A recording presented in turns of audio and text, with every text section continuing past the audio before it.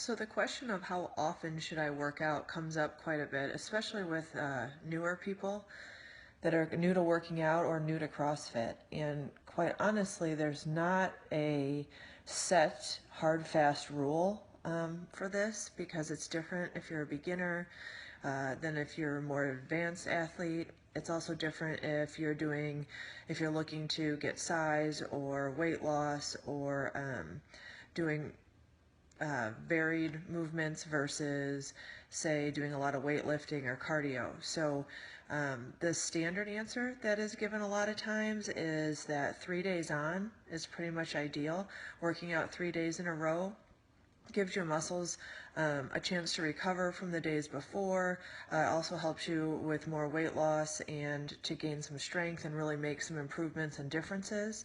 But I know that a lot of people's schedules can't do this. So 5 days on, 2 days off, the whole weekend structure, taking the weekend off, working out during the week, that is also I guess, standard that's somewhat promoted with CrossFit.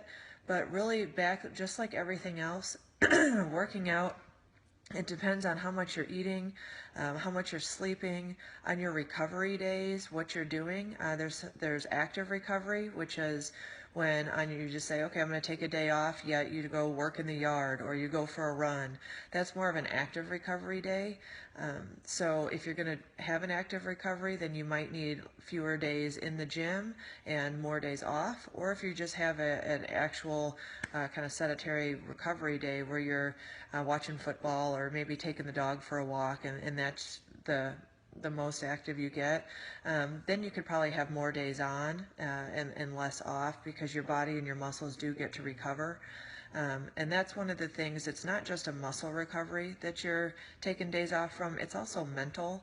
It also helps your body kind of repair itself, muscles, and just getting your head right so that you can get back at it harder the next day, and also prevents injury. So make sure that you do listen to your body. I know sometimes when you're real sore at the beginning, it's hard to go back, say, the next day, but working through that soreness and being active through that soreness will help, because a lot of people don't understand that when they become sore, that fatigue comes on 24 or 48 hours later. It actually has a name. It's called delayed onset muscle soreness, or DOMS, D-O-M-S. So there is a name for it, and there's all sorts of research done on what causes it. It's primarily caused by little tears in the muscle, and then that ultimately is what helps the muscle to grow once those tears are recovered and you continue to work out that muscle group. And there's all sorts of different things that people say can help. For things like muscle cramping, people say pickle juice or bananas or yogurt help. That soreness, people say that either ice baths, sometimes even foam rollers or stretching has helped them to get through some of that soreness. But making sure that you get that blood pumping back into the muscles with some sort of active recovery.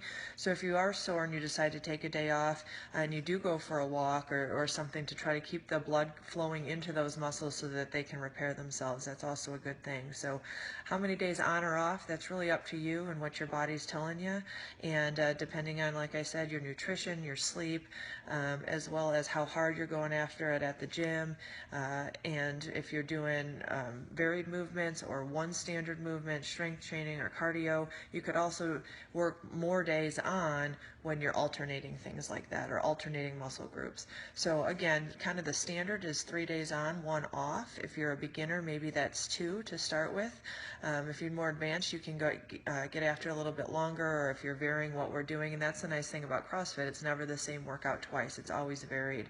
So you can sometimes get more days on than in a row than just the 3. So really listen to your body and know your situation, your personal life, and what's happening with your stress levels and your sleep and your recoveries, and you can kind of make that determination for yourself. So hope that helps.